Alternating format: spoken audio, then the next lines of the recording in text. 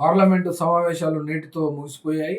ఇవి పార్లమెంటు సమావేశాలు ముగిసిపోయిన సందర్భంలో స్పీకర్ ఓం బిర్లా ఎంపీలకు మరియు అందరికీ కూడా టీ పార్టీ ఇచ్చారు. ఈ టీ పార్టీలో పీఎం మోడీ మరియు రాజ్నాథ్ సింగ్, రామ్మోహన్ నాయుడుతో పాటు ఇక్కడ ప్రియాంక గాంధీ కూడా ఇక్కడ మీరు చిత్రంలో చూడవచ్చు. ఇక్కడ వీళ్ళందరూ సంతోషంగా నవ్వుకుంటా ఉంటే చూసిన వాళ్ళకి ఏం అర్థమవుతుంది? క్యాజువల్‌గా అర్థం చేసుకోవాలంటే మేమంతా ఒక్కటే.